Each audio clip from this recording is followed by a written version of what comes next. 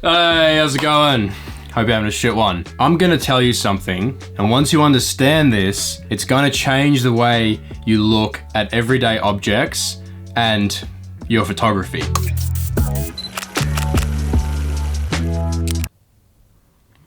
Or it might not, and maybe I'm just talking a lot of shit. Anyway, one of the most powerful tools as a photographer is lighting. And depending on what time of day you're shooting, it's gonna completely change the style and mood of your image. But we're gonna go a little bit deeper than that in today's video. We're gonna explore the technique of shooting shadow side and light side, and how you can use different lighting conditions to create an awesome set of photos. So a few weeks back, I shot this M3 CS at this fuel station. Usually when I like to shoot cars, I don't like to shoot shadow side.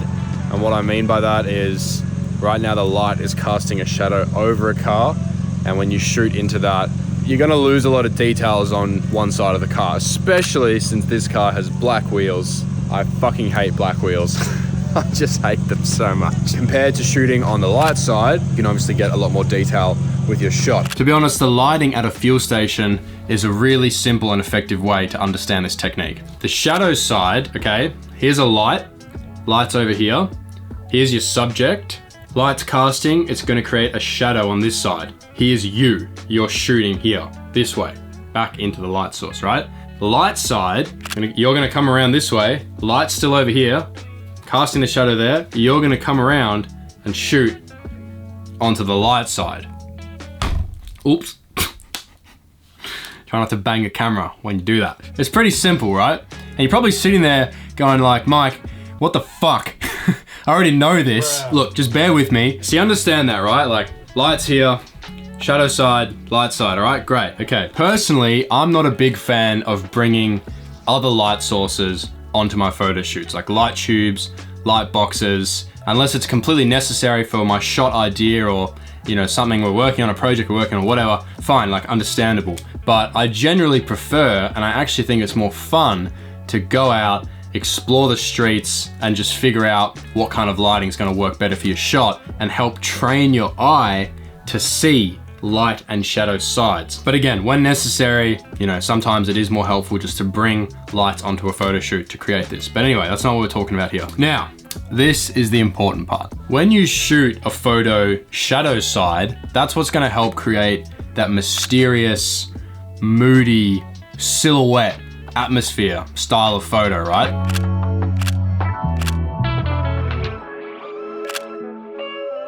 It's perfect for leaving your photo, I don't know, a bit more open to interpretation, not showing off as many details in your shot. When you're looking at photos like that, it hits a different part of your brain, looking at that more dramatic style, and it's gonna help separate your photo from an everyday, regular commercial kind of photo to something that's a bit more unique and creative.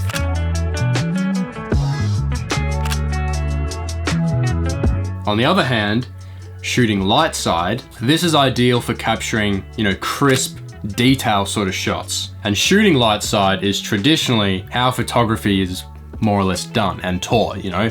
Don't shoot into the light, you wanna be using the light to get the detail in the shots, you know?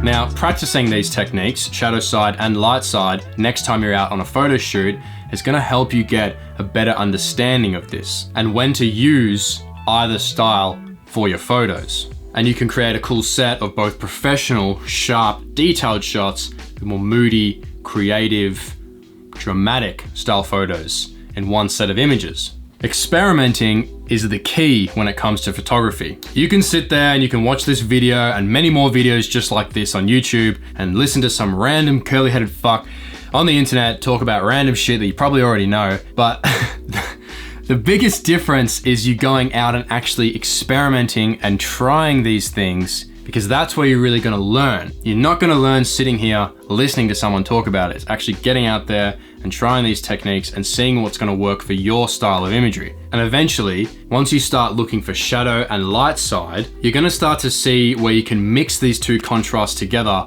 into the same frame. And that technique is gonna add depth and visual interest into your photo, making them captivating, making someone look at it and stop and go, wow, how can I take a picture like that? That's the aim here. You want your photos to be good. You want people to look at them and be like, wow, I want to be able to shoot photos like that. The beauty of understanding this and doing this all is you don't really even need to be anywhere special to try this out. Like I said, a field station is a perfect place to start understanding and how you can start shooting your subject, both shadow and light side. You know, anywhere, like alleyways, shop fronts, crowds of people, it's infinite. These photos are everywhere, they're already there. All you're doing is shifting the way that you look at them and the way that you capture them, the way that you expose for them. One last thing I want to leave you with is an account of someone who I'm really inspired by.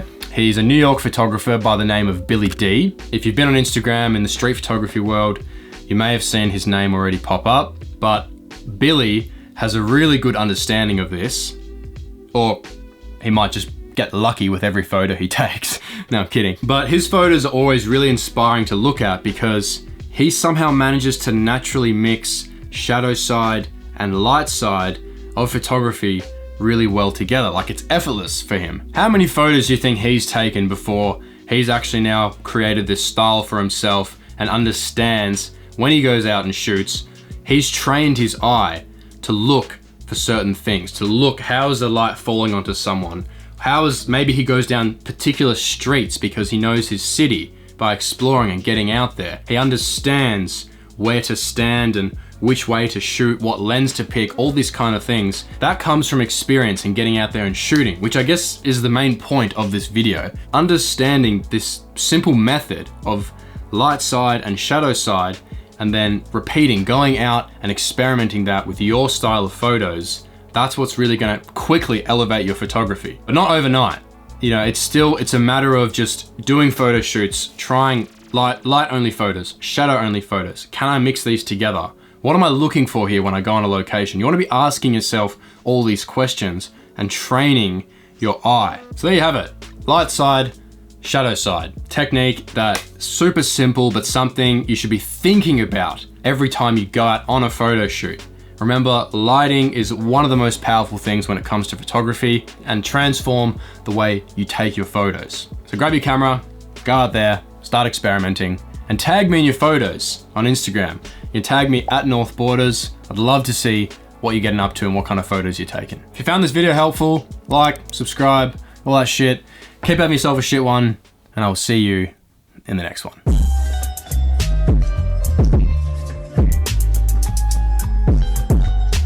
This is where, when you can mix the two techniques together, where your photos are gonna be,